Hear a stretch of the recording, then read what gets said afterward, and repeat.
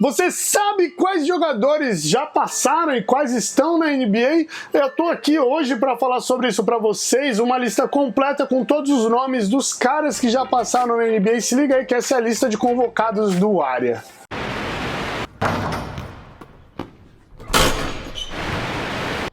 Salve, salve, galerinha do Área! Estamos aqui para mais uma lista no quadro que já tem nome. Olha aqui, eu com a camisetinha em homenagem a um dos jogadores ali, ou melhor, a dois jogadores pelo menos que já passaram pela NBA nessa lista de convocados. Então, galera, já se inscreve para não perder nenhuma lista e vai pensando em outras curiosidades que vocês têm, que eu pesquiso e trago para vocês, beleza? Então, bora para nossa lista, que ela começa em 1989.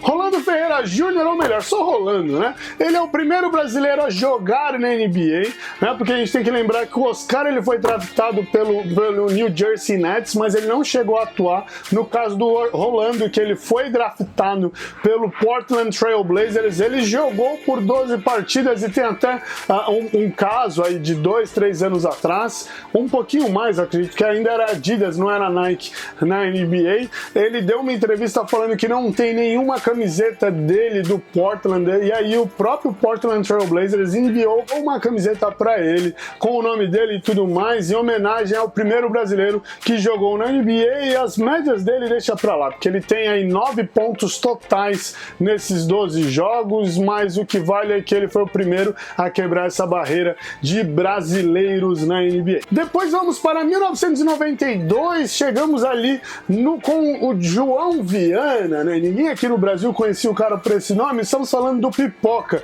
Ele jogou no Dallas Mavericks só uma vez. Ele tem uma partida pelo Dallas e é isso lá, e eu não sei o que aconteceu. Eu preciso pesquisar um pouquinho mais para trazer essas informações para vocês. Então, se vocês têm alguma curiosidade sobre, já vai deixando aí nos comentários. Lembrando que, como de praxe nos outros vídeos do Área, eu vou fazer aqui um textinho de apoio deixando lá todas as informações para vocês que assistiram esse vídeo também lá no site, beleza? Eu vou deixar todas as estatísticas dos jogadores lá, porque ficar falando estatística aqui é chato pra caramba. É verdade.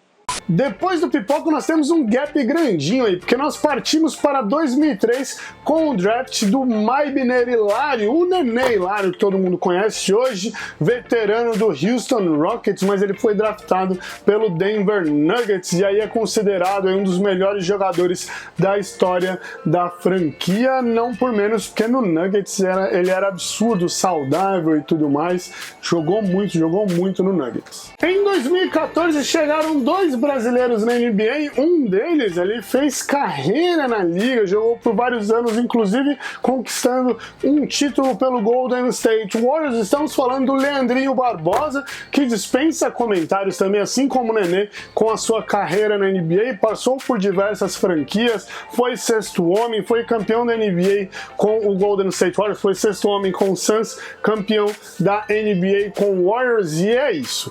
Além dele, Alex Garcia. Sim, o Alex ele ainda jogou por 2 anos na NBA, ele jogou no San Antonio Spurs, por isso da camiseta aqui em homenagem ao Alex, e também no New Orleans Hornets, quando o Pelicans ainda era Hornets, ele jogou lá também. Em 2005, a NBA também receberia mais 2 brasileiros, também mais um campeão da NBA. Estamos falando aqui do Anderson Varejão, que é a história recente da NBA também dispensa comentários. Quando voltou para o Brasil, jogou no Flamengo, foi campeão do NBB, é campeão europeu, é o único brasileiro aí que tem os 3 títulos, né? Tem um título brasileiro, um título da NBA e um título europeu também, beleza? Então dispensa comentários que o Varejão é monstro. Além do Varejão, nós temos o Rafael Araújo Baby. Sim, o Rafael Baby, ele foi draftado, jogou lá e aí não teve atuações tão boas ali. Alguns sites norte-americanos colocam o brasileiro como um dos busts da história da NBA, mas galera, não, é brasileiro, a gente tem que defender. O cara pode não ter saído bem na NBA, e eu vou trazer aqui um próximo aqui, que também é um caso desses, que não foi tão bem na NBA, mas mesmo assim hoje o Baby faz um trabalho excepcional aqui no Brasil, tem o Instituto Baby e o cara é monstro. Então é isso, tínhamos mais um brasileiro em 2005 na NBA. Em 2007 o Relâmpago Marquinhos chegou na NBA. Tchau! Não é esse Relâmpago Marquinhos. Estamos falando do Marcos Vinícius, o Marquinhos que é do Flamengo. E galera, o Marquinhos, ele é uma história sensacional, assim, porque o Marquinhos, para quem não sabe, ele jogou na Europa, ele era no último ano dele na Europa, ele teve um dos melhores aproveitamentos na liga. O cara era quase 100% de lance livre, o cara era muito mais absurdo até do que ele é hoje aqui no Brasil. E aí ele foi pra NBA, chegou na NBA e o cara zerou em lance livre, assim, o cara não conseguia acertar lance livre, o que é um absurdo, assim, o cara era de um ano pro outro, assim, para quem viu eu falando do Kyle Kuzma, que os números dele no terceiro ano da NBA são piores do que no primeiro ano, os números do Marquinhos eram piores do que os piores dos piores, assim, e aí isso fez com que ele foi embora, ele pensasse em desistir de jogar. Tem até um vídeo do Globo Esporte onde ele conta essa história, que ele pensou em se aposentar naquele momento, e aí foi essa coisa de voltar pro Brasil, voltar pra família, se redescobrir como jogador, e aí ele voltou a jogar, e hoje nós temos aí um multicampeão nacional, campeão intercontinental pelo Flamengo, campeão várias vezes pelo NBB, Sul-Americano, Liga das Américas, Copa Super 8, os campeonatos cariocas, enfim, o cara, ele se redescobriu e aí virou um monstrão. E é isso, Marquinhos, você também é outro cara monstro que pisou na NBA, não deu certo lá, mas continua dando certo onde quer que vá. Apesar de eu já ter falado aqui de dois brasileiros campeões da NBA, só em 2011 chegou o Thiago Splitter, por mais que ele já tenha sido draftado e preferiu ficar um pouquinho lá, essas coisas assim, ficar lá na Europa, voltou como um dos destaques espanhóis, um dos destaques europeus e tudo mais, foi pro San Antonio Spurs, fez sua carreira lá, foi campeão pelo Spurs, ele foi o primeiro brasileiro campeão da NBA, aí depois dele os outros jogadores que eu já citei aqui na lista de convocados do área. Então, começamos aí essa era de campeões da NBA com o Thiago Splitter no San Antonio Spurs, e hoje o Splitter se aposentou por conta aí das suas lesões, dos seus problemas no quadril, e ele é um desses skill coaches famosos da NBA, ele atua na comissão técnica do Brooklyn Nets. Em 2013 foi uma classe do draft que chamou muita atenção porque ela tinha dois brasileiros que eu acompanhei muito, assim, e eu achava eles muito bons. Um deles era o Fábio Melo, que foi draftado, o outro foi Scott Machado, que não conseguiu ser draftado e hoje está atuando na NBL, na Liga Australiana de Basquetebol. O Fábio Melo, ele foi draftado, ele passou por algumas franquias, ele não conseguiu tempo de quadra em nenhuma delas, jogou inclusive no Boston Celtics. Quando o Leandrinho estava no Celtics, foi a primeira vez que dois brasileiros atuaram ao mesmo tempo em quadra na NBA. Eu estava assistindo aquele jogo, para mim foi muito emocionante, porque eu me senti muito representado de assistir aquilo, então foi um jogo muito bacana de se assistir, ainda mais numa franquia que tem todo um peso histórico como o Boston Celtics. Apostar ali em dois brasileiros e ainda apostar no Fábio Melo, depois de todos os problemas que ele teve em Syracuse, ele que já foi considerado um dos melhores defensores da NCAA. Então, enfim, para quem não sabe, o Fábio Melo, ele faleceu alguns anos atrás, ele teve ali uma parada cardiorrespiratória quando dormiu, e aí morreu, enfim. Foi algo inesperado, porque ele não tinha nenhum problema de saúde aparente. Em um relato da mãe dele, ela fala que ele estava chegando em casa, chegou em casa, falou que estava cansado, ia dormir, dormiu, demorou para acordar, a mãe dele foi ver, ele tinha morrido, e foi isso. Então é uma situação muito triste. Tem texto lá no área falando, contando esse relato da mãe e tudo mais, e é um texto bem antiguinho. Também ele veio pro Brasil, jogou no Paulistano, jogou na Liga Sorocabana também. Em 2014, um outro brasileiro chegou na NBA, também um pivôzão que veio da Europa. Nós estamos falando do Vitor Faverani, e aí no caso dele foi um caso um pouquinho complicado ali, né? Porque ele chegou ali com alguns problemas, ele teve algumas lesões e existem até algumas conversas onde ele acusa o Boston Celtics por não deixar ele se tratar para se recuperar das lesões que ele teve, e aí isso acabou fazendo ele perder algum tempo da carreira dele tentando se recuperar e por conta própria, pagando os próprios médicos e tudo mais, coisa que se fosse no Brasil, por exemplo, que acontecesse, gerariam ali diversos processos trabalhistas por conta disso. Lá na NBA acabou o contrato dele, eles deram um tchau, e ainda assim com o contrato ativo tem algumas histórias que eles não deixavam ele usar ali alguns espaços do centro de treinamento do Boston Celtics durante o trabalho de recuperação, mas o Faverani está lá na Europa, vem jogando bem, já chegou a aparecer nas listas de convocados do Alexander Petrovic, então é a gente esperar que ele em algum momento pelo menos venha para os treinos junto da seleção, porque é um jogador bem interessante, ele tem uma intensidade, ele ocupa muito bem ali o garrafão, talvez seja um acréscimo interessante para a seleção brasileira também. Em 2015, dois brasileiros chegaram na NBA, estamos falando de Bruno Caboclo e Lucas Nogueira, o Lucas Bebê. O Caboclo, ele veio aí, né, depois de diversas, como que eu posso falar assim, o Toronto Raptors com o Masai Ujiri, eles estavam procurando jogadores com potencial físico parecido com o do Kevin Durant. Então, por isso, por exemplo, hoje tem o Pascal Siakam no Toronto Raptors, que são jogadores que vieram através dessa série de scoutings, e o Bruno Caboclo era um desses.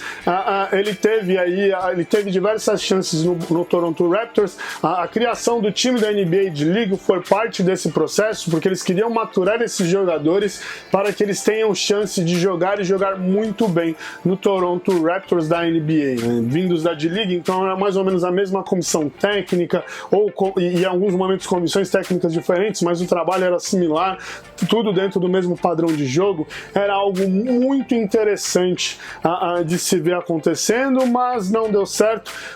O Lucas Bebê, ele também passou por isso, e o caso dele é até mais interessante, porque o Lucas Bebê, ele já era um jogador, por mais que novo, ele já era um jogador, já era uma realidade por ele ter atuado na Europa. Existiam até situações onde ele se inscreveu no draft e retirou o nome falando que queria amadurecer mais o seu jogo, e aí quando ele foi draftado pelo Atlanta Hawks, e tem aquela cena dele do bonezão aqui com o Black Power e tudo mais, mas ele teve aí alguns problemas na NBA, na Europa, se lesionou, enfim, eu não vou entrar nesses méritos aqui, mas os dois jogadores foram jogadores que entraram em 2015, o Bruno Caboclo ainda segue jogando no Memphis Grizzlies.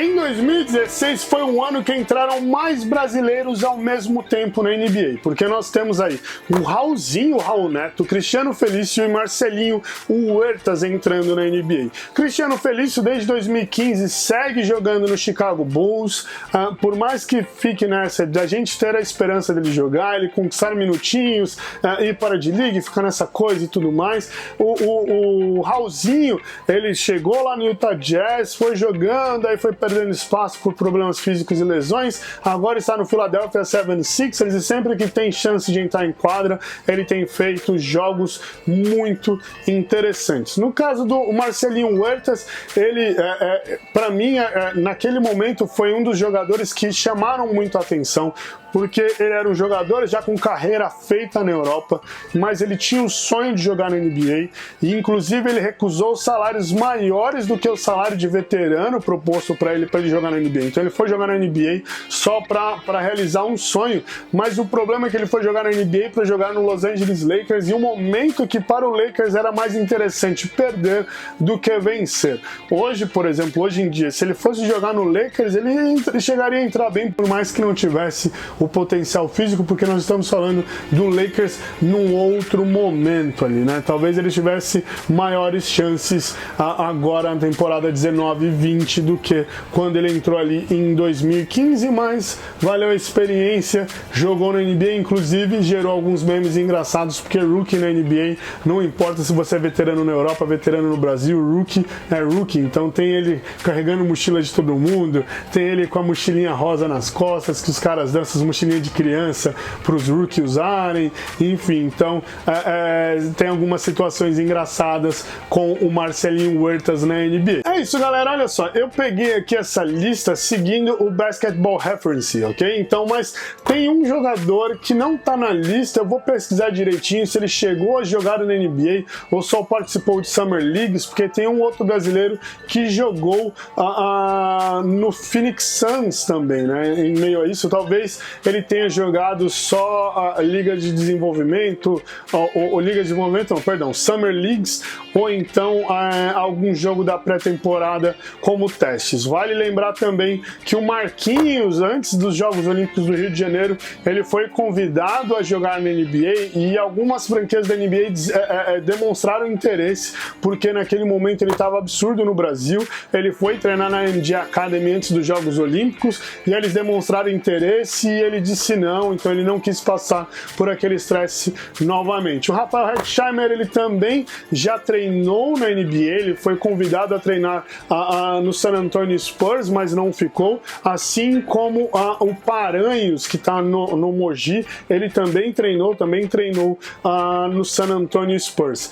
Falando ainda de brasileiros na liga, tinha um fisioterapeuta do Brooklyn Nets que era brasileiro, o Léo Figueiró já fez ali alguns treinos, já acompanhou alguns treinos como assistente técnico em alguns camps ali no Spurs, e também o Gustavo De Conte, o Gustavinho, que já foi assistente técnico do Rubem Manhano da seleção brasileira, ele foi o primeiro brasileiro a ser assistente técnico, ele foi assistente técnico do Brooklyn Nets, porque a gente está falando primeiro porque ele foi o assistente técnico, né?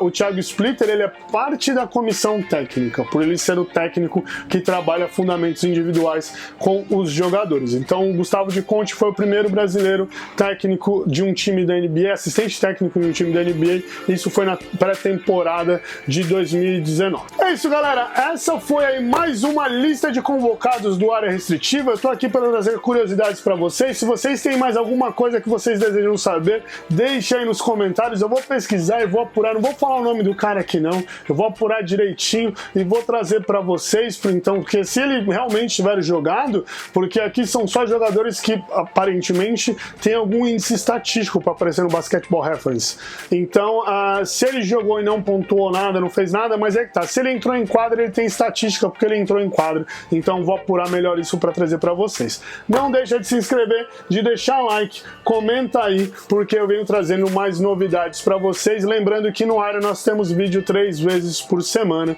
quando dá, né? Mas geralmente 2 tem saído toda quarta e sexta-feira, tá certo? Abraço!